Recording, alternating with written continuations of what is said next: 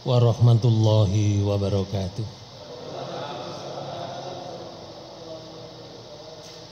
Bismillahirrahmanirrahim. Alhamdulillahi wa kafa. Wassalatu wassalamu ala rasulillahil mustafa wa ala alihi wa ashabihi wa mawafa. Asyhadu an la ilaha illallah wahdahu la syarikalah wa asyhadu anna Muhammadan abduhu wa rasuluhu la nabiyya wa la rasula ba'dah. Allahumma sholli wa sallim wa barik ala Muhammadin wa ala alihi wa ashabihi ajmain. Amma ba'du. Qala Allah ta'ala fi kitabihil karim. A'udzu billahi minasyaitonir rajim. Wa qala alladziina kafaru laula nuzzila alaihil qur'anu jumlatan wahidah kadzalika linusabbita bihi fuadaka warattalnahu tartila wala ya'tunaka bimasalin illa ji'naka bil haqq wa ahsana tafsira. Shadaqallahul adzim. Hadirin hadirat Bapak Ibu yang dirahmati Allah, marilah kajian ini kita awali dengan bacaan basmalah. Bismillahirrahmanirrahim. Bapak Ibu, alhamdulillah diberi hujan oleh Allah segar. Ini namanya hujan rahmat, tidak banjir. Kajian kita di surat 25 Bapak Ibu sekalian, ayat 32, 33 dan seterusnya. Orang-orang kafir itu meminta kepada Rasul atau memberikan pernyataan karena kekafirannya. Sehingga sebetulnya mereka itu tidak mau menerima Al-Quran dengan membuat pernyataan. Apa pernyataannya? Mereka mengatakan, mengapa Al-Quran itu tidak diturunkan kepadanya sekali turun saja?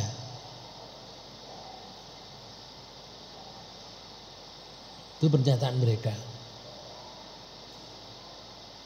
Namun Bapak Ibu saudara sekalian, Allah memberikan jawaban atas pernyataan mereka itu dengan pernyataan juga. Allah menyatakan linusabbita bihi fuadaka warattalnahu tartila. Demikianlah supaya kami perkuat hatimu. Mu di sini Rasulullah. Karena Rasulullah tidak ada, ya juga kita dengan Al-Quran itu. Dan kami membacakannya secara tartil, secara benar, secara teratur.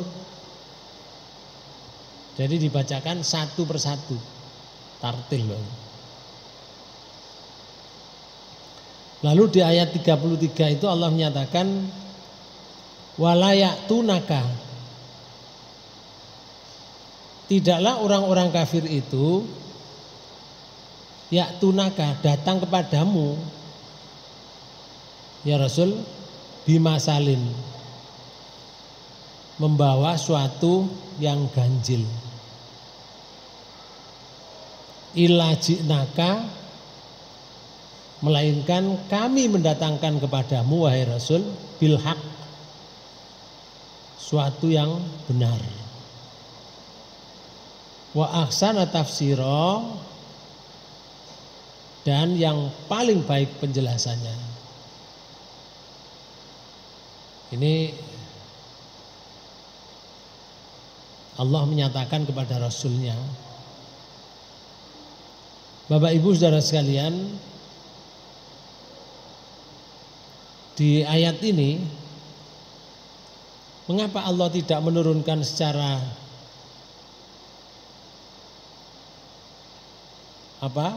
sekali turun? Sebetulnya Bapak Ibu sekalian, semuanya itu ada hikmahnya. Sehingga di akhir ayat 32 itu Allah menyatakan kadzalika linusabbita bihi fuadaka. Saya turunkan kepadamu secara berangsur-angsur itu ya Rasul, secara tartil itu, untuk memperkuat hatimu dengan Al-Quran itu. Lalu warattalnahu tartila, dan kami membacakannya secara tartil, secara perlahan-lahan atau secara teratur dan benar. Nah, Bapak Ibu sekalian, di sini tartil itu kalau menurut Qatadah itu beliau mengatakan bahwa makna tartil itu ialah menjelaskan. Artinya kami menjelaskannya sejelas-jelasnya, begitu menurut Qatadah. Allah menjelaskan itu dengan sejelas-jelasnya. Lalu menurut Ibnu Zaid, yang dimaksud tartil itu artinya menurut beliau ialah kami Allah menafsirkannya dengan jelas. Sama ya. Ini linusabita bihi fuadaka, supaya kami perkuat bihi dengannya. Hatimu kami perkuat dengan Al-Quran itu. Apa artinya itu? Ada hikmah Al-Quran diturunkan secara berangsur itu Pak Bu. Pertama, menguatkan hati Rasul dalam menyampaikan dakwah.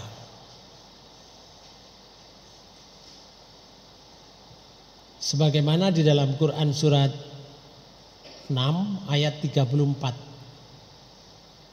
Walaqad kudzibat rusulum min qablika fasabaru ala ma kudzibu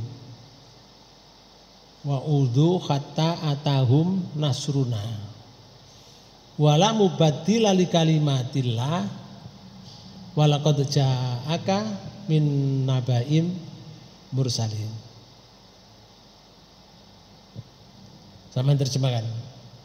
Dan sesungguhnya telah didustakan pula rasul-rasul sebelum kamu. Nah, di sini Pak. Rasulullah dihibur kali Allah. Saya dulu itu ya Rasul juga ngutus rasul-rasul sebelum kamu kepada umatnya. Sama seperti kamu ini didustakan. Mereka itu enggak percaya. Ada saja cara mendustakan mereka itu. Lalu akan tetapi mereka sabar terhadap pendustaan dan penganiayaan yang dilakukan terhadap mereka. Nah, di sini rasul-rasul dulu itu ya didustakan, tapi sabar mereka. Sabar terhadap pendustaannya, sabar terhadap penganiayaan mereka itu. Karena yang mengikuti rasul-rasul dahulu juga dianiaya Pak Bu oleh orang-orang kafir. Dibunuh. Gak bisa nerima ngoten. Sebetulnya tahu kalau yang dibawa Rasul itu benar. Cuma mereka itu kan khawatir. Khawatir nanti pengikutnya, dia akan punya pengikut mereka itu. Pimpinan-pimpinan itu kan punya pengikut. Nanti kalau pengikutnya ikut Rasul itu, wah saya nggak punya pengikut. Sedangkan mereka punya pengikut itu Pertama, dia mendapat kehormatan. Yang kedua, mereka punya pengikut itu urusan dunia akan dipermudah karena banyak pengikutnya, banyak yang nyumbang, banyak yang dorong begitu. Akhirnya mereka mendustakan gitu loh. Orang yang tidak kenal Allah itu, kalau bahasa partai itu kalau di sini namanya PKI. PKI itu kan menyatakan gitu, saya hidup itu ketepatan, katanya ketepatan hidup, karena nggak percaya Allah. Pernyataannya seperti itu.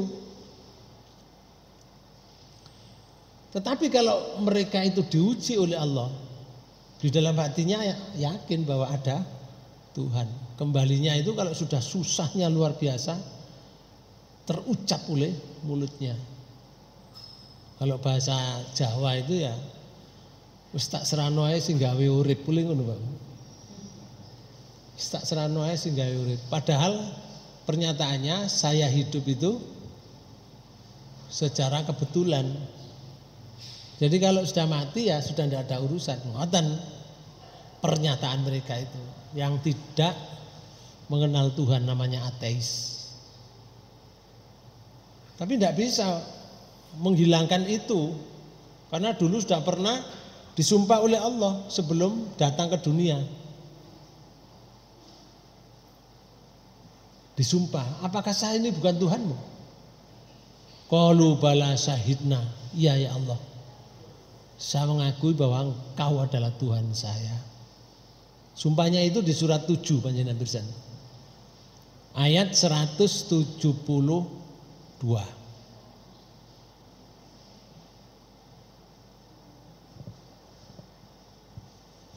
Surat 7 ayat 172.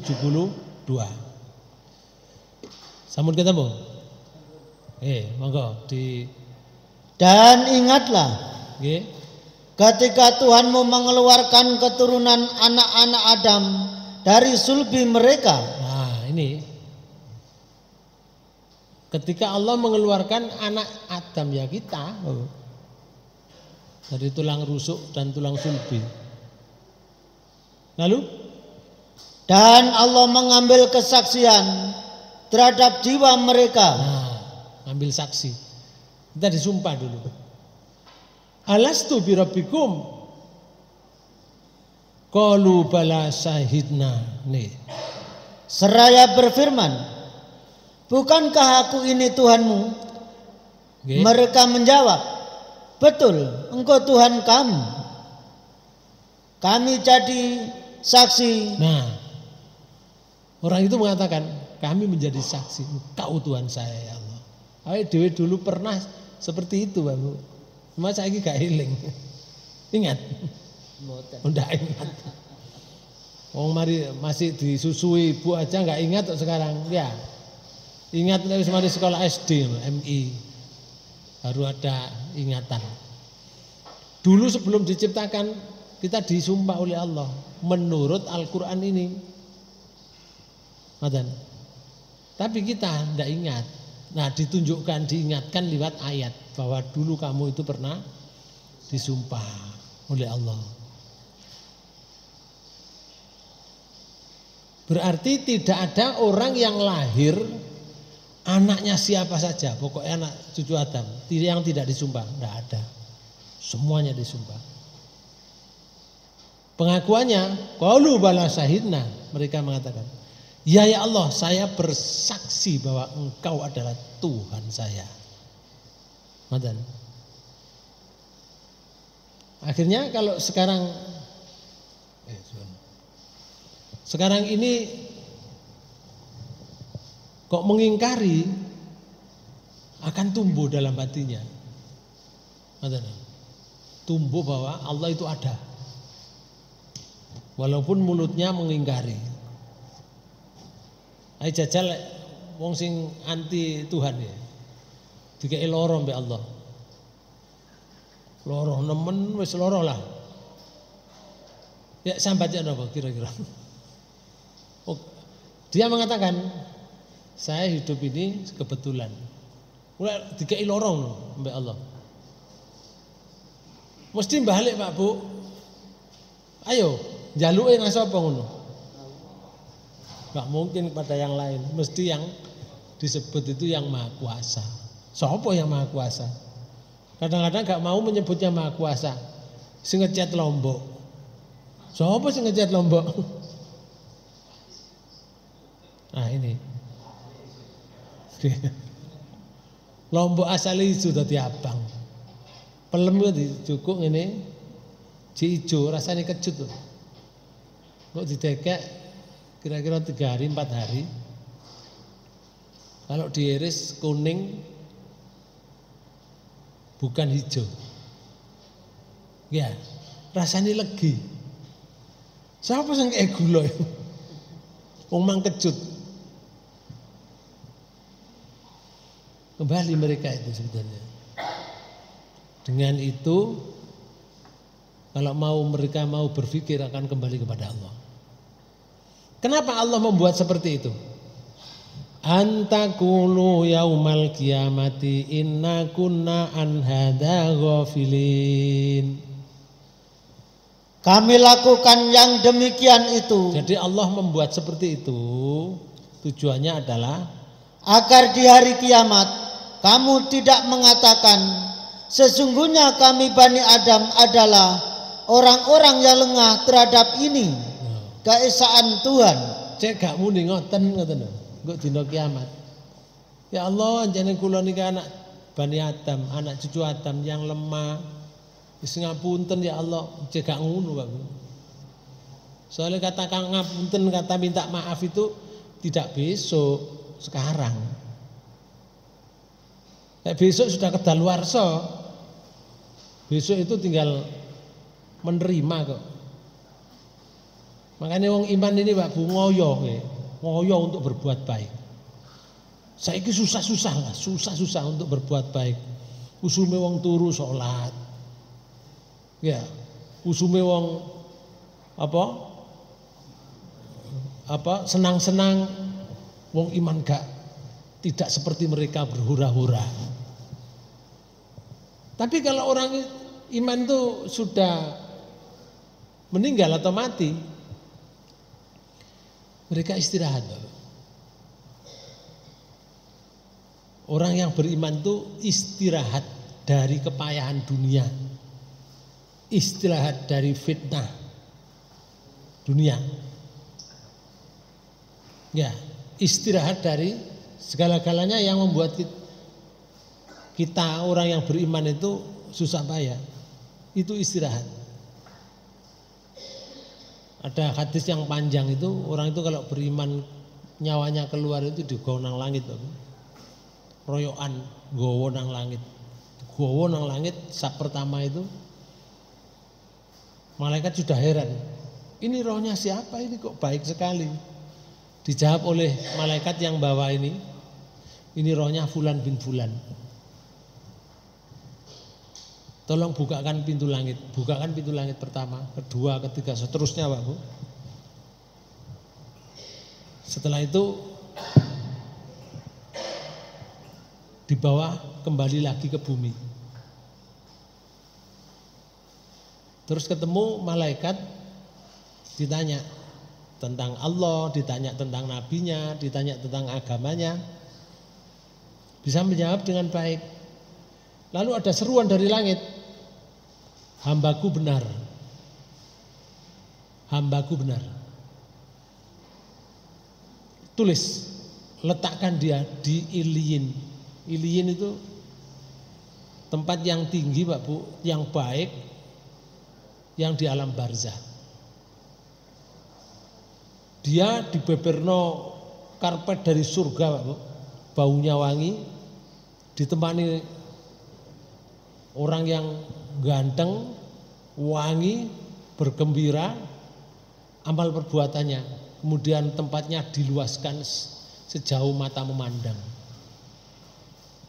Dalam hadis itu disebutkan, nom kan namul ars, tidurlah kamu seperti manten tidur, tidurnya manten.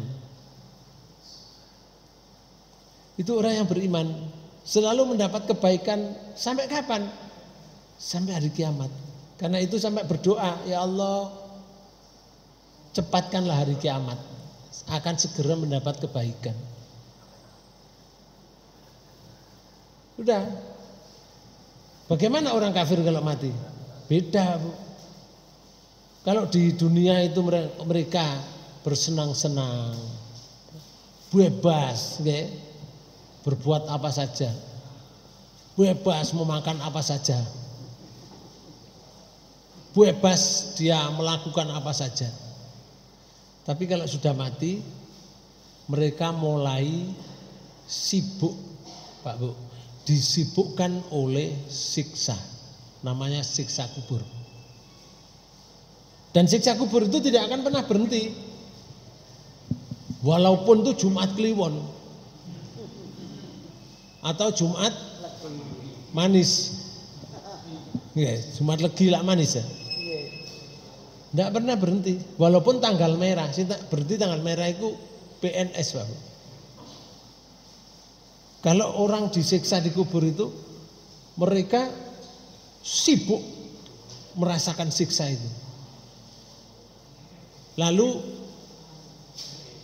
sing di dunia diistirahatkan oleh Allah, tumbuhannya selamat, hewannya selamat, orang yang ada di sekitarnya selamat karena kematian mereka. Mereka sibuk dengan siksa kubur itu yang bermacam-macam sesuai dengan amal perbuatannya. Itu tidak akan pernah berhenti sampai hari kiamat. Baru nanti diberhentikan oleh Allah setelah tiupan pertama. Kiamat tiupan pertama diberhentikan oleh Allah sebentar, terus menjelang tiupan kedua itu, baru tiupan kedua manusia dibangkitkan dari kubur. Mereka mengatakan, celaka aku. Siapa yang membangkitkan dari tempat kuburku ini? Surat 36 banyak berisan. Surat 36, surat apa? Yasin. Di ayat 51 itu Allah menyatakan ini. Wa nufikha fis suri fa idahum minal ajdasi ila rabbihim yansilun. Dan ditiuplah sangkakala, maka tiba-tiba mereka keluar dengan segera dari kuburnya menuju kepada Tuhan mereka. Nah, di sini, Pak. Setelah ditiup sangkakala, keluar dari kuburnya menuju pada Tuhannya. Nanti ada panggilan. Nggak tahu panggilannya seperti apa, tapi kita akan menuju ke sana. Sedangkan manusia dibangkitkan oleh Allah itu bermacam-macam.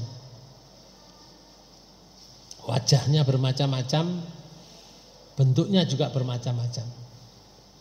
Ada yang kakinya di atas, kepalanya di bawah. Kalau dia berjalan dengan kepala ya gak mungkin bisa, Bapak. Tapi dia tetap kakinya di atas. Kalau dipanggil, misalkan dipanggil ada sebuah panggilan, berjalan menuju pada sebuah panggilan. Bagi orang yang lengkap perjalanannya no problem. Tapi bagi orang yang dijungkir oleh Allah kepalanya di bawah, nggak bisa diseret-seret oleh malaikat. Nah, lalu orang itu mengatakan ini. Qalu ayat 52. Ya wailana man ba'asana mim marqatina hadza ma wa'adar rahman wa sadaqal mursalun. Mereka berkata, aduhai celakalah kami. Siapakah yang membangkitkan kami dari tempat tidur kami atau kubur? Nah, siapa yang membangkitkan ini dari kubur kami? Terus inilah yang dijanjikan Tuhan yang Maha Pemurah, dan benarlah rasul-rasulnya. Baru dia mengatakan benar rasulnya. Yang dulu dijanjikan ini. Tapi apa artinya, Pak? Jadi kembali ke ayat tadi di surat 7 tadi ya. Ayat 172. Allah berbuat yang demikian itu agar besok tidak ada alasan bahwa mereka mengatakan lengah terhadap keesaan Allah. Biar tidak ada alasan seperti itu. Atau yang kedua di ayat 173 surat 7 tadi.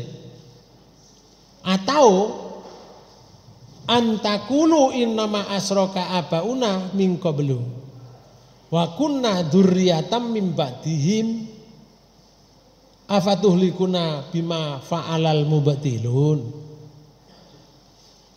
Atau agar kamu tidak mengatakan sesungguhnya orang-orang tua kami telah mempersekutukan Tuhan sejak dahulu. Kamu apa aku? Agar kamu. Atau agar kamu ini. Kamu nggih. Atau agar kamu tidak mengatakan. Ben ora ngomong awakmu. Ben ora ngomong ini. Sesungguhnya orang-orang tua kami telah mempersekutukan Tuhan sejak dahulu. Ben ora ngomong ngono. Ya Allah, bapak-bapak kula, mbah kula niku yang mempersekutukan engkau dengan yang lain. Ben ora ngomong ngono. Ben ora ngomong maneh. Sedang kami ini adalah anak-anak keturunan yang datang sesudah mereka. Ben ora ngomong ngono. Lha niku sing berbuat syirik niku musyrik niku ya Allah, bapak kula, mbah kula. Lah kula niki anake, lah kula melok. Ben ora muni ngomong ngoten. Ben ora ngomong ngoten.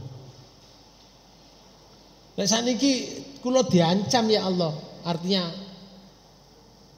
dibinasakan. Masa saya ikut dibinasakan? Pernyataan mereka biar tidak menyatakan seperti itu. Lanjut ayat.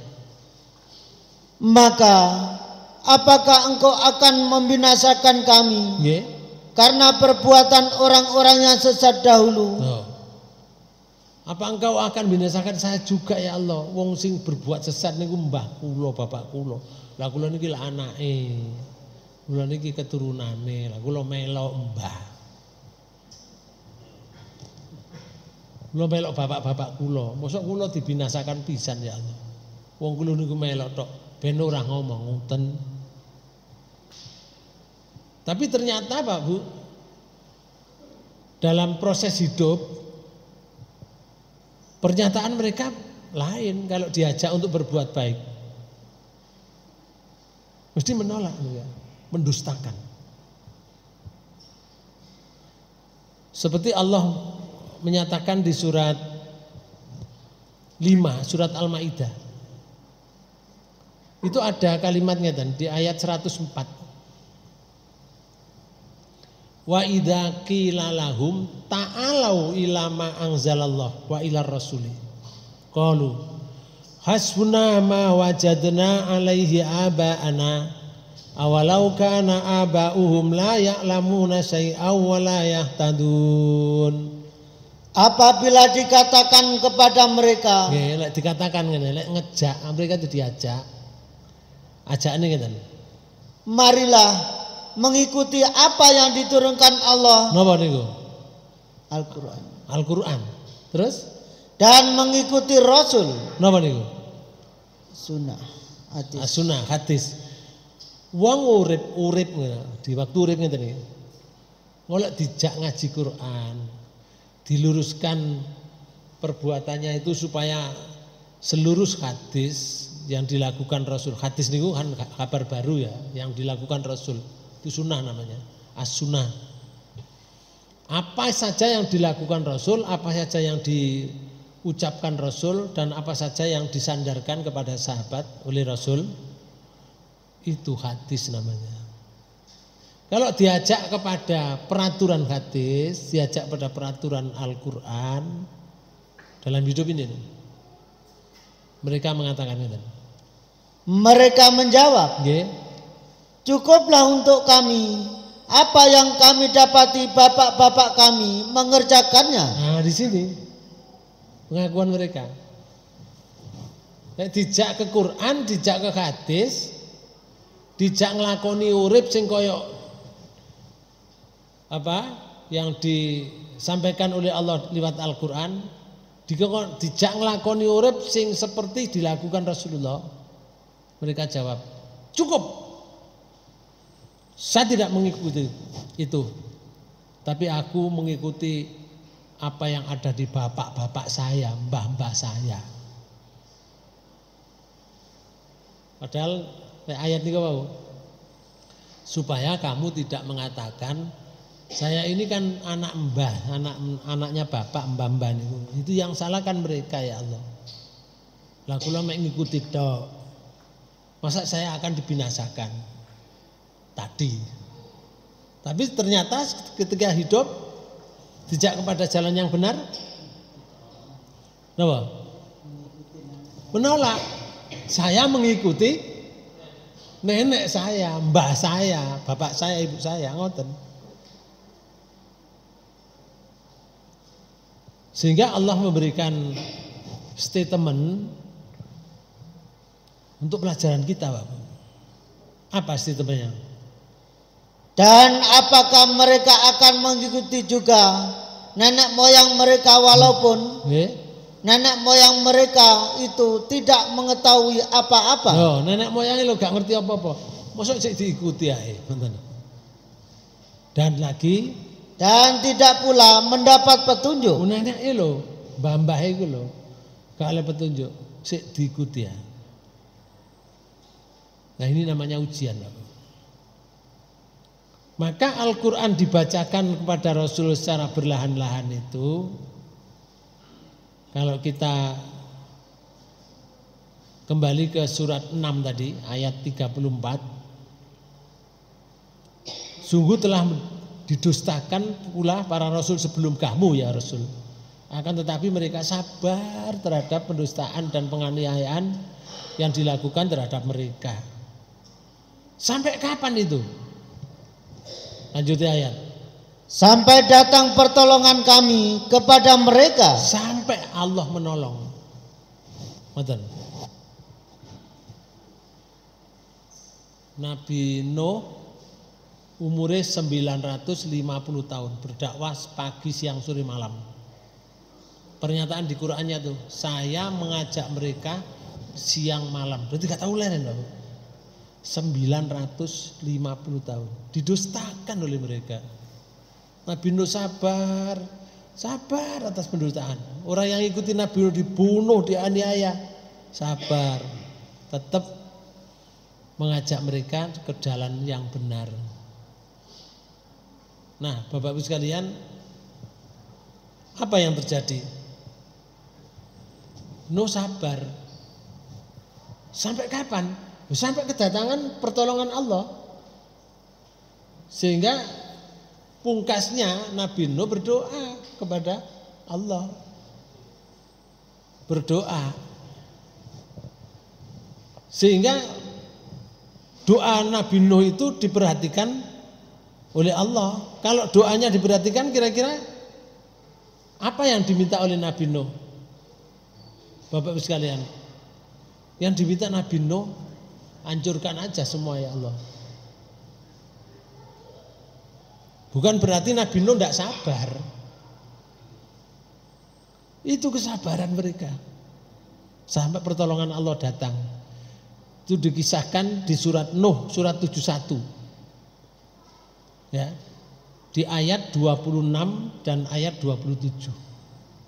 Allah menyatakan qala Nuh wa qala Nuh Rabb la tadar alal ardi minal kafirina dayyara. Surat 71 ayat 26. Nggih.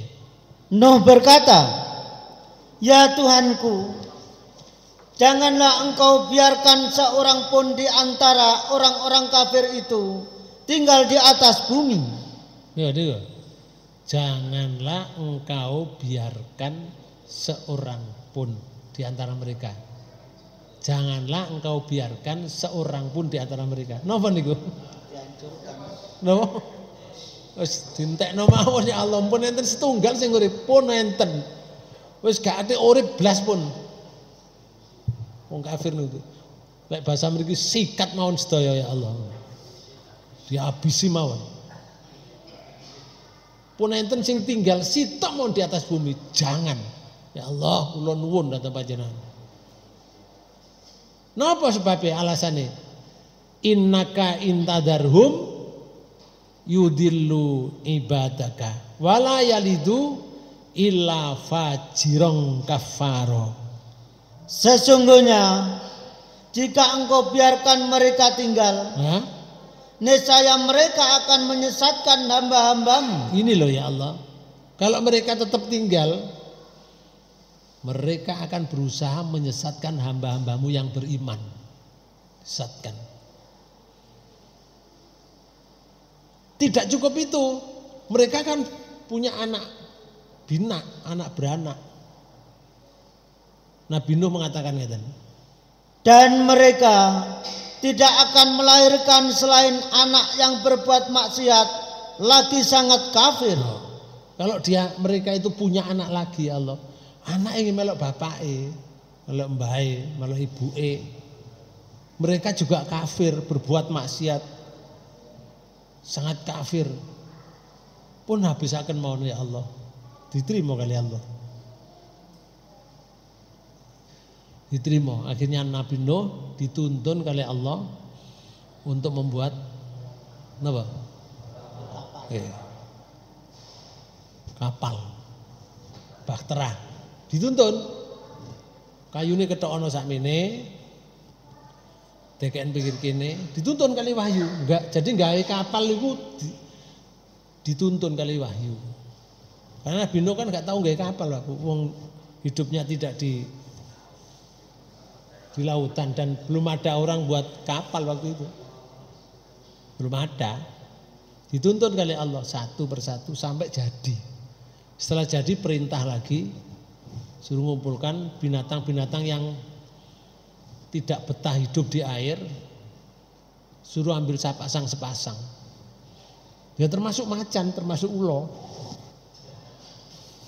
Kalau uang kepethuk macan sih apa? Dipangan lah bu.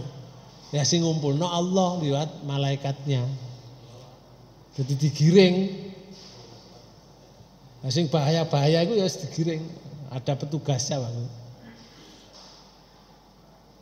Nah Bapak Ibu sekalian.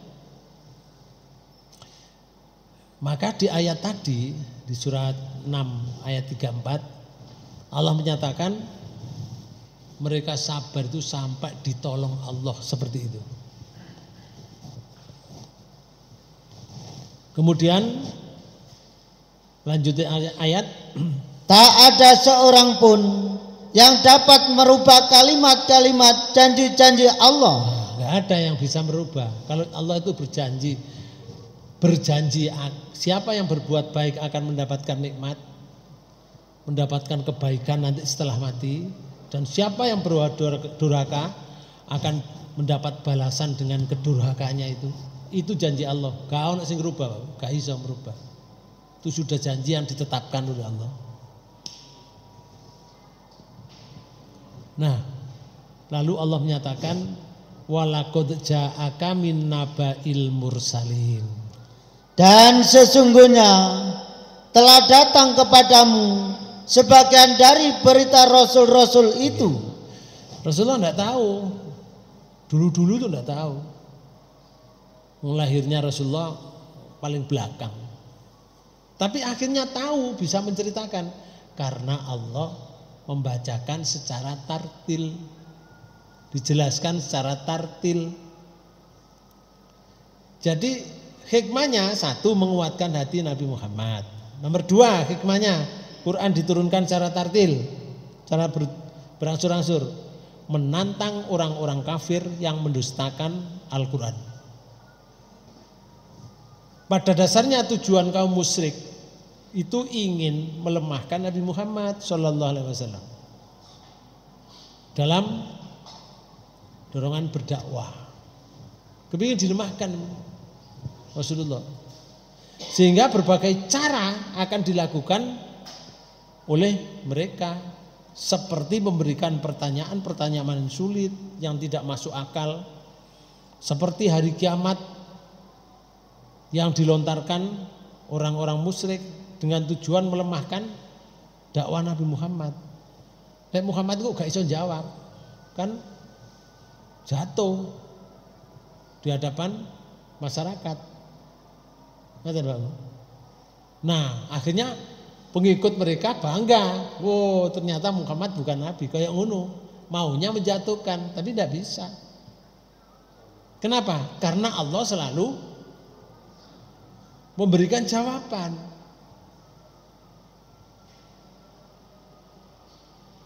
Ditanyakan tentang siapa yang dulu salah seorang yang pernah hidup pada zaman dahulu, orang-orang Yahudi dan orang-orang Nasrani, orang-orang musyrik kafir Mekah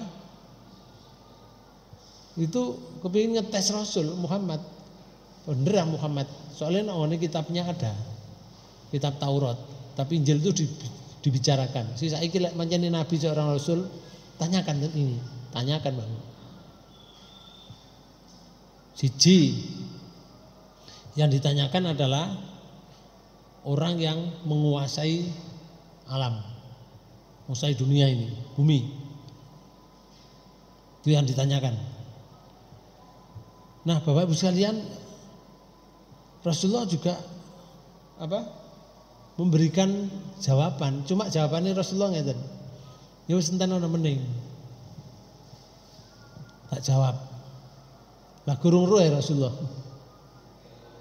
Gak gurung oleh wahyu. Akhirnya gak teko Pak Bu Wahyu sampai sekitar 12 hari, 2 minggu, 2 pekan. Gak teko-teko. Begitu datang, Rasulullah diingatkan oleh Allah.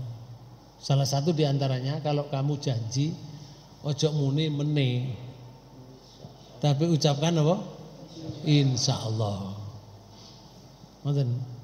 Terus yang kedua, ditunjukkan oleh Allah bahwa sing jenenge ditanyakan oleh mereka itu adalah diceritakan di surat 18 ayat 83 sampai ayat 98. Mungkin sampean waca niku jenenge ceritane Dzulqarnain.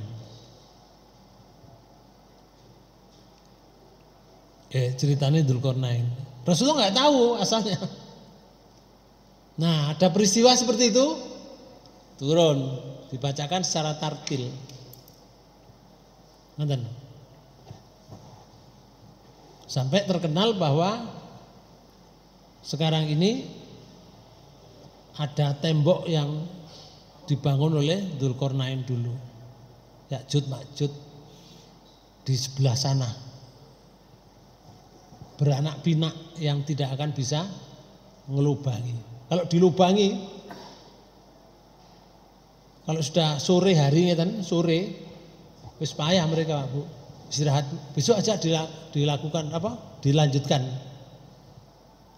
Tapi begitu malam boleh mana tembok cor-coran itu. Besok berusaha lagi dengan alat berat, dibor mana dibolongi. Sampai sore Pak Bu. Berarti tebel Pak Bu.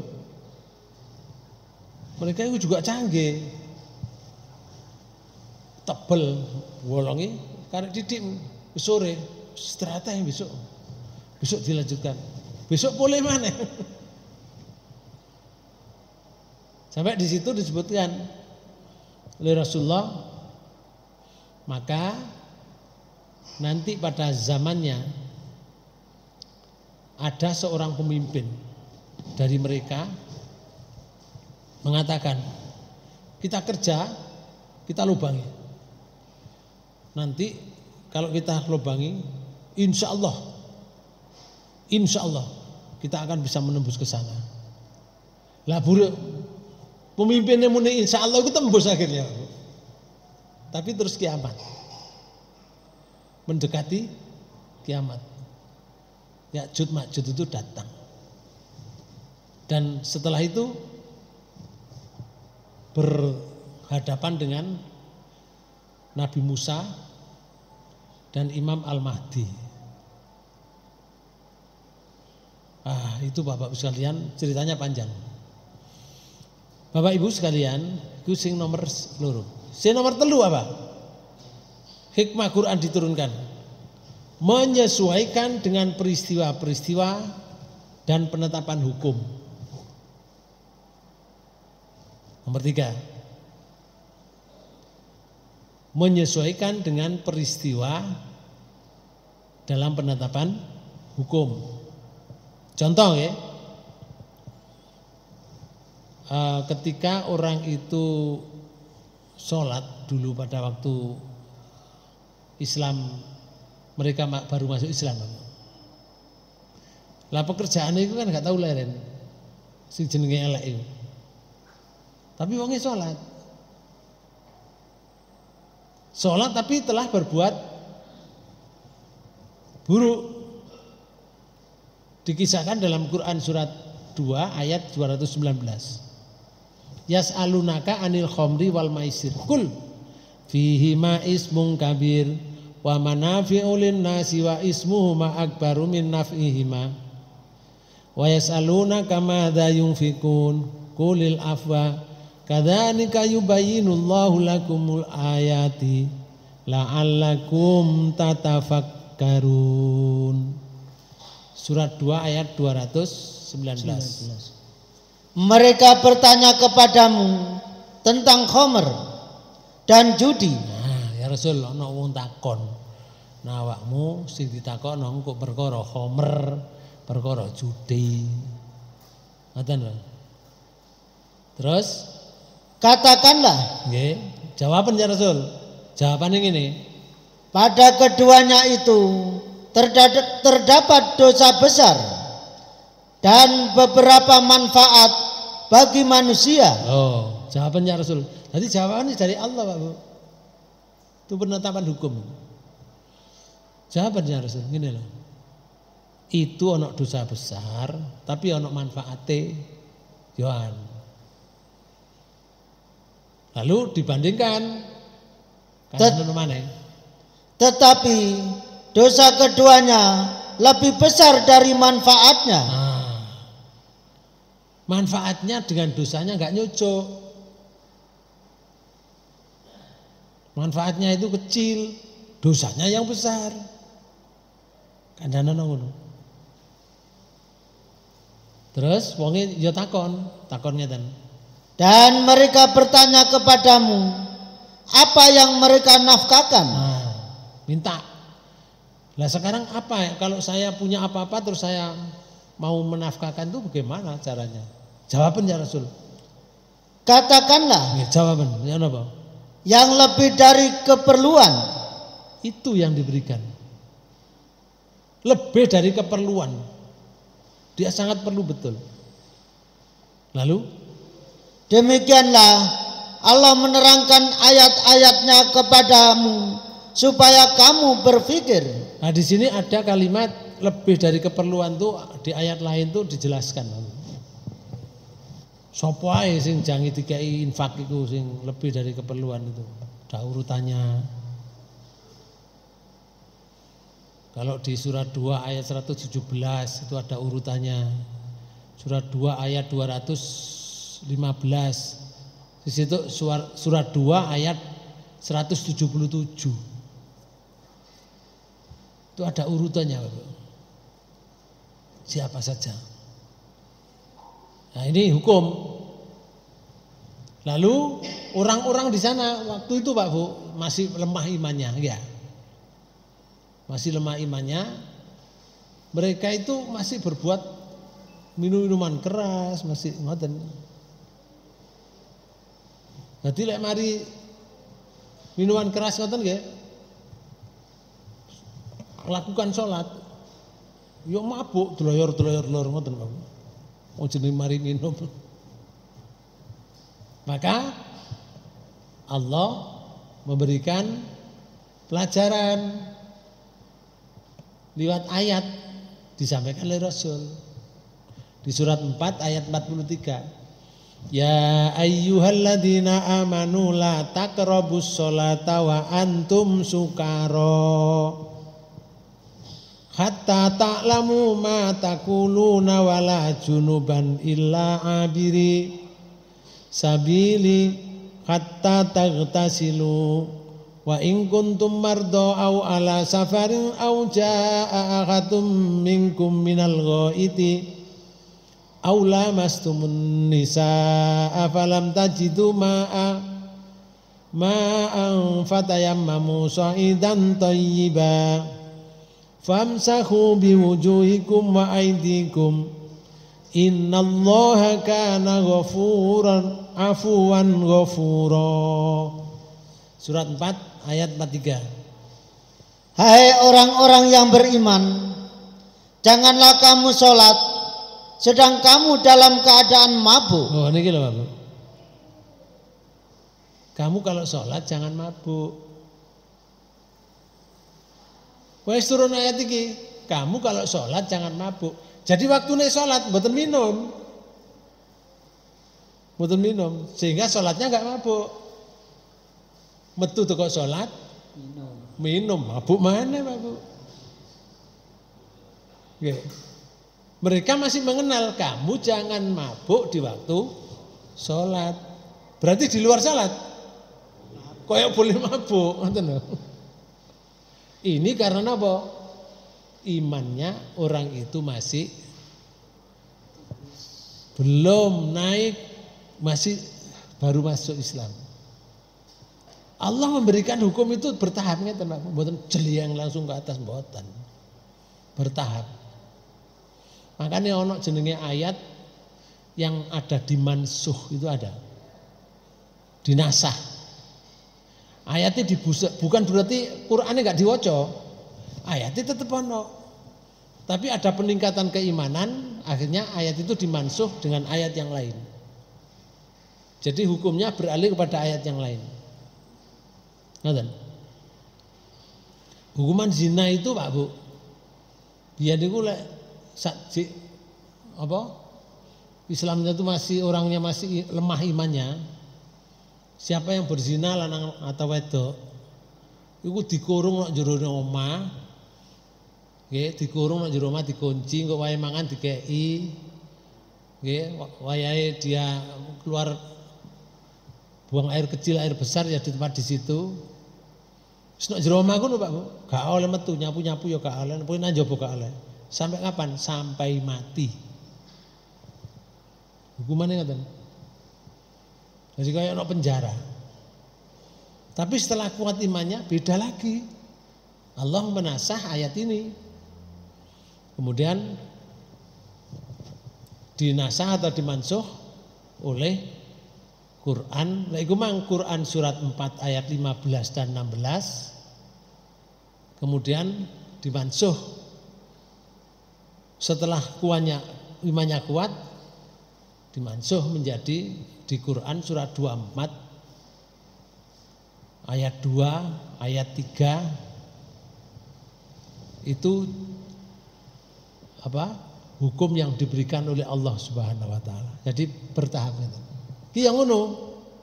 Lek salat kuwi aja mabuk. Tapi mari salat mabuk. Lalu yang kedua, sehingga kamu mengerti apa yang kamu ucapkan. Nggih. Jangan pula hampiri masjid sedang kamu dalam keadaan junub. Nah iki. Nek kowe junub aja mlebu masjid. Yang kedua, terus terkecuali sekedar berlalu saja. Nek liwat tok ngene enggak apa-apa. Misalkan ono kene sajadah ya. Njukuk sajadah tok terus metu maneh enggak apa-apa. Pilek lungguh nang masjid waktu junub gak oleh. Ketiga, hingga kamu mandi. loh, Terkecuali sekedar berlalu saja hingga kamu mandi. Sama mandi junub. Terus dan jika kamu sakit atau sedang dalam musafir atau kembali dari tempat buang air, atau kamu telah menyentuh perempuan. Menyentuh perempuan di sini artinya bersetubuh, berhubungan. Terus kemudian kamu tidak mendapati air, maka bertayamumlah kamu dengan tanah yang baik, suci. Yang ketiga. Jadi kalau kamu junub mandi, kalau kamu sakit atau kamu di perjalanan atau kamu buang air besar atau air kecil, kamu udah dapat air, gantine tayamum dengan debu yang bersih. Di sini disebut so'idan toyiba. So'idan itu debu, bukan tanah liat, tanah lempung badan. So'idan toyiba itu bisa yang di sini di tembok-tembok, yang di atas ini kayak kendaraan dashboardnya. Itu so'idan toyiban. Atau di dalam tanah atau di atas tanah yang di situ diketahui bersih, tidak ada bekas kencing atau kotoran hewan dan yang lain, kelihatan bersih. Kalau misalkan minggu yang lalu hewan berkencing di situ kan kita tidak tahu, tahunya kan bersih, nggak kelihatan kotoran, itu bisa juga dipakai. Nah, caranya bagaimana? Allah memberikan cara langsung.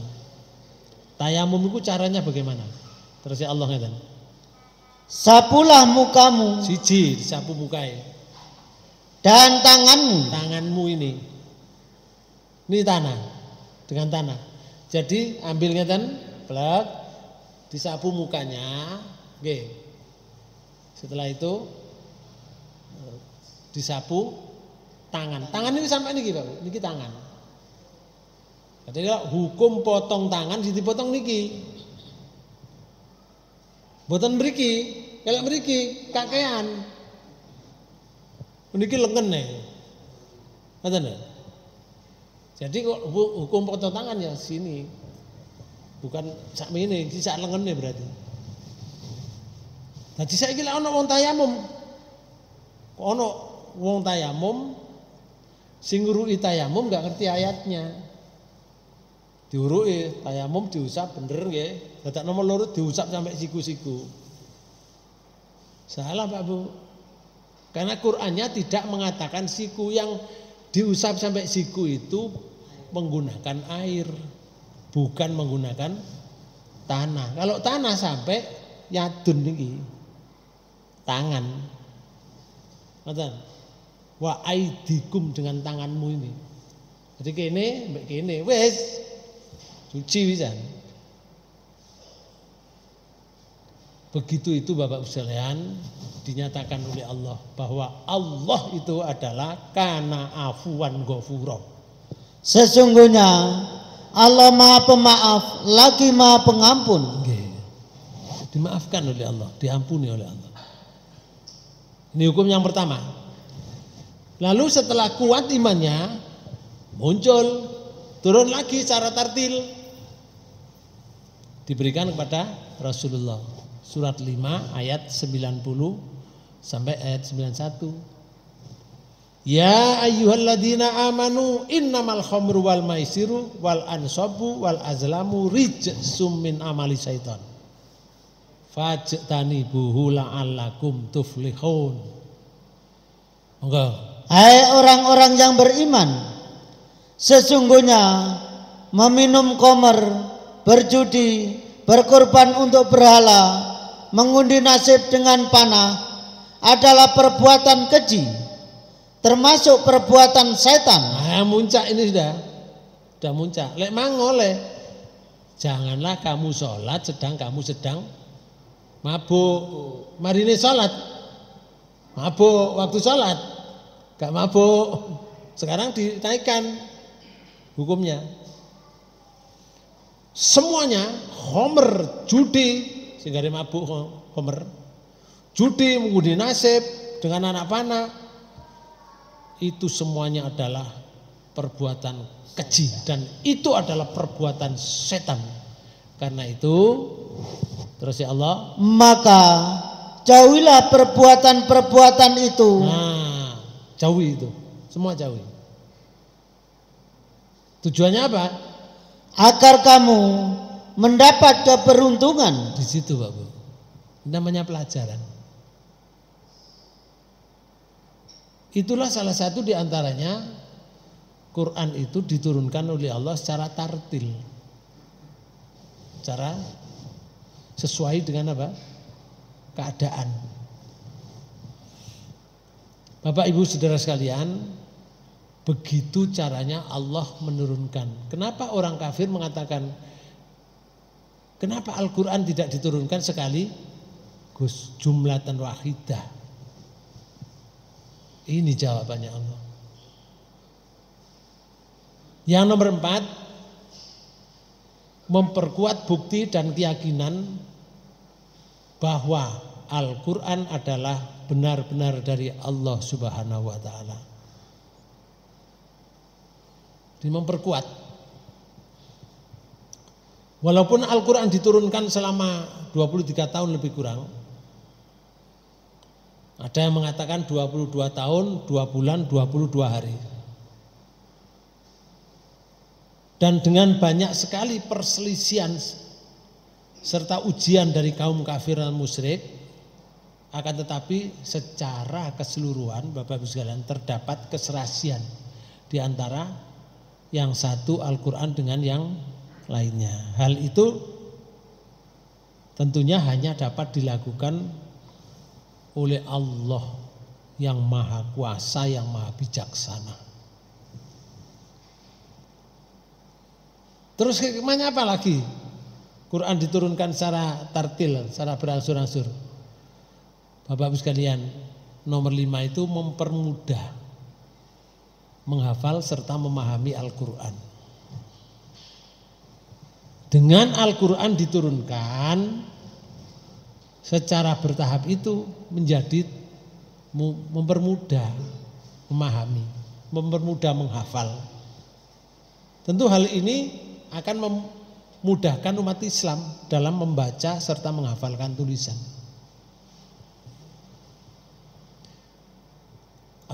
Almarhum Syekh Jabir tahu? No? Oke. Ini kalau mengajarkan itu seperti ini, Bapak. Ini langkah pertama salah. Ini yang membuat kita cepat ngantuk dan otak kita tidak stabil. Karena posisi otak akan ke bawah. Makanya kita baca berkali-kali itu udah hafal-hafal. Karena otaknya tidak stabil, akhirnya memori hafalan tidak bisa simpan cepat. Bagaimana cara yang baik? Cuma Anda tidak usah membawa hafalannya, tetapi apa yang Anda lihat ikuti, sebutkan. Fanzur kaifa kana 'aqibatul mufsidin. Terima kasih. Ini Pak Bu. Merasa dirinya bacaannya bagus. Satu yang cukup lancar bacaannya tapi belum hafal 30 juz. Dapat saya tidak mau tes, jangan khawatir. Saya tidak akan tes. Cuma saya ingin menunjukkan salah satu metode yang insya Allah kalau bisa dipraktik, insya Allah akan mudah hafal. Satu halaman bisa dihafal dalam waktu 10 menit. Setiap satu halaman bisa dihafal dalam waktu 10 menit.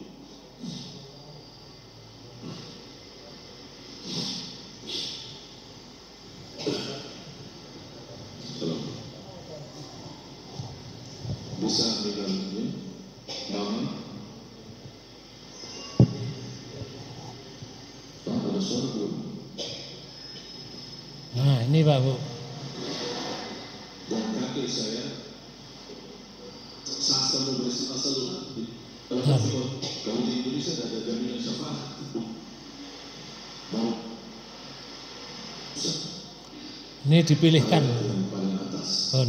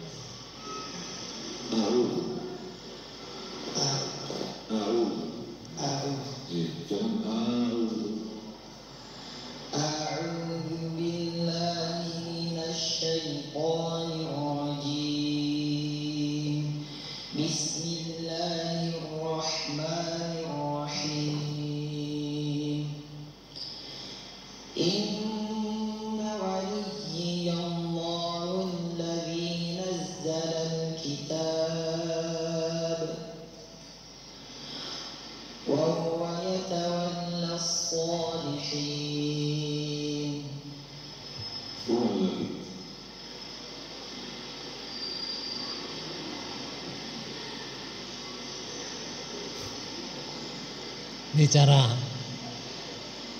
mempermudah, dan memang dibuat mudah oleh Allah.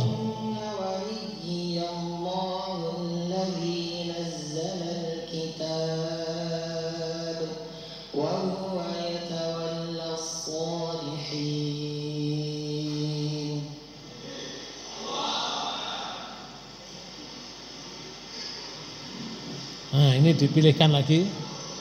Baca ayat di atas.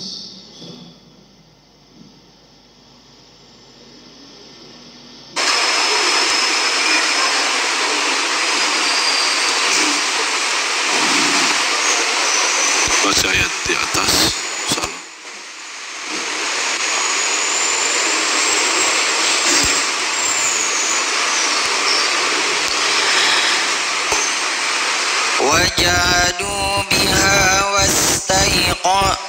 وجحدوا بها واستيقنتها أنفسهم ظلما وعلوا فانظروا كيف كان عاقبة المفسدين. Ulang lagi.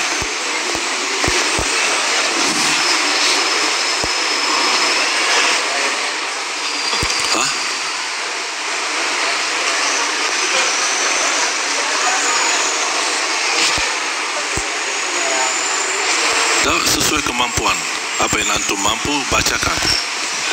Fanzuru kaifa kana aqibatul mufsidin. Jadi yang ingat yang terakhir aja. Kalimat pertama apa? Waja'ali. Kalimat kedua tidak ingat. Tidak bisa sama sekali. Coba usahakan.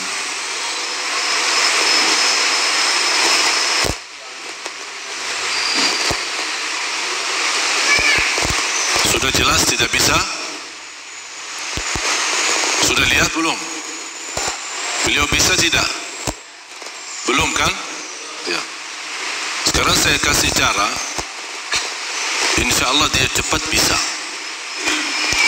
Dalam hitungan titik saja. Tidak perlu 1 menit, tidak perlu 2 menit. Cuma karena latihan ini, metode ini pertama kali, mungkin sedikit agak mengambil waktu.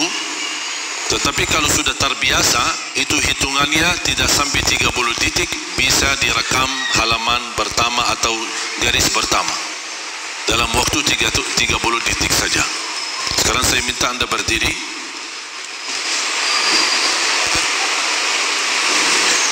Ya.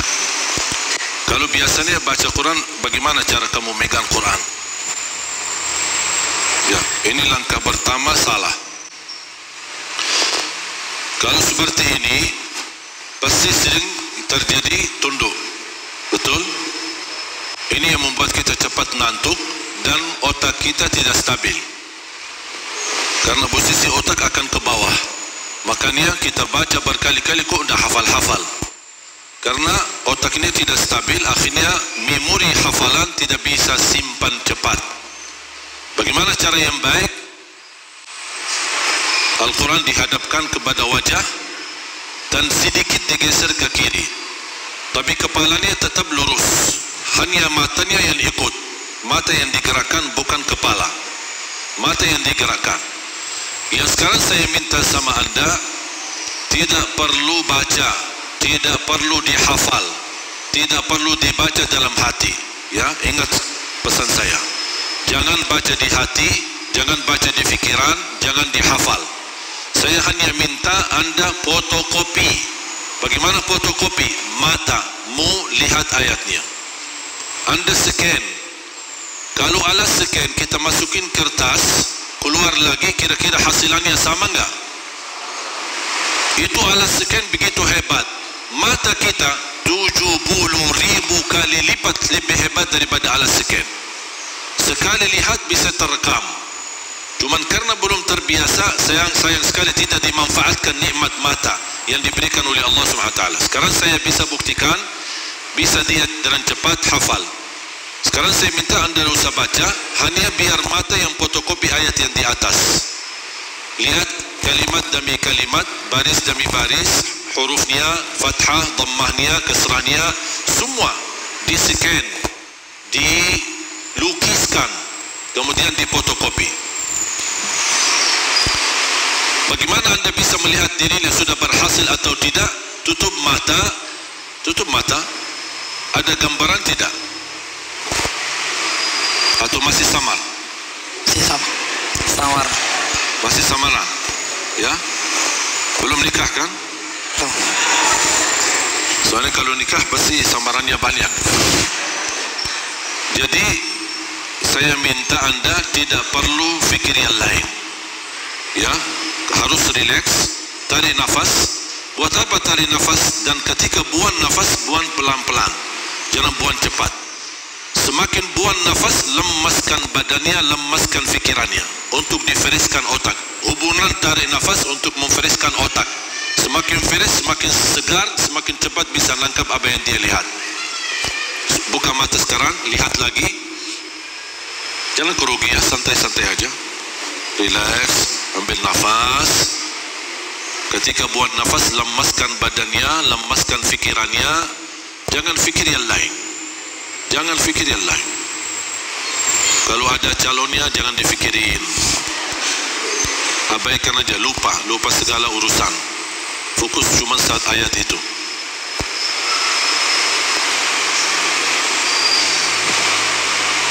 Jangan dihafal, jangan dibaca. Sekali lagi, saya ingatkan. Jangan terganggu fikiran kita dengan hafal atau baca di hati. Fokus saja mata.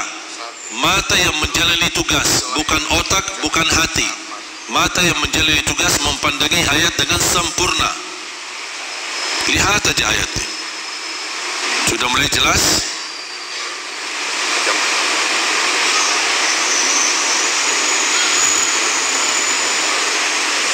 Sudah terlalu lama. Bacain pas kecepatan. Sekarang tutup mata. Kira-kira jelas nggak tulisan tadi? Hah? Jelas? Tadi kamu pikirin apa? Jujur ya. Pas kamu lihat Al-Quran, ada nggak sesuatu yang muncul dalam pikiranmu? Ada. Ada? Apa? Ayat. Awal ayat. Enggak, maksudnya selain ayat Al-Quran, ada sesuatu yang muncul? Maksudnya pas begitu mau fokus tapi ada yang terganggu fikirannya. Misal ingat ayahnya, ingat ibunya, ingat calonnya, atau lagi ada hutang belum bisa lunasi. Muncul nggak sesuatu? Nggak ada. Kosong. Yakin? Yakin. Kalau memang kosong, sekarang coba tutup mata. Ada nggak gambaran ayat tadi? Ada. Coba. Anda tidak usah membawa hafalannya, tetapi apa yang anda lihat ikutin, sebutkan. Anda lihat 2 kalimat, sebutkan 2 kalimat. Anda lihat semuanya, sebutkan semuanya. Silahkan baca. Apa yang anda lihat?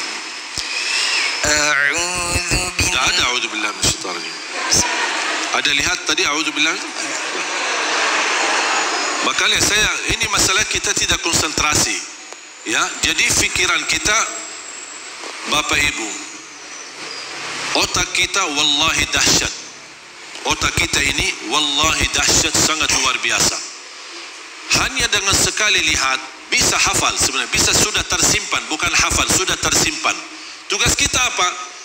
Apa yang kita lihat dibacakan. Makanya jangan heran ketika para imam, termasuk imam tarawih. Saya ketika jadi imam tarawih, saya merasa Al-Quran di depan saya. Jadi saya baca sudah lihat halamannya. Lihat halamannya, tinggal pindah rakaat kedua, pindahin. Tapi pindahin bukan fisiknya, tapi dalam otak saya. Karena sering melihat Al-Quran, jadi terlihat sebagaimana bisa kita terekam, sudah terekam dalam fikiran kita. Ya, sekarang saya minta tutupi mata dan ikuti bacakan apa yang kamu lihat.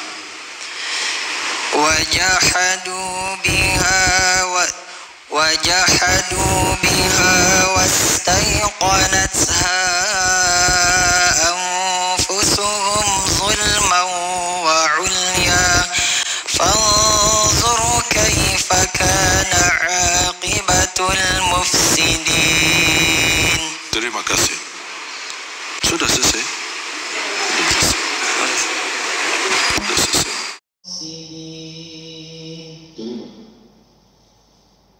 Nah, Bapak Ibu sekalian, itu termasuk hikmah diturunkan Quran berangsur-angsur itu mempermudah dalam menghafal.